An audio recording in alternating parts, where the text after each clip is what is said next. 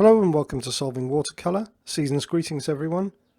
Well, it's time to get those Christmas cards written and sent off if you haven't done it already.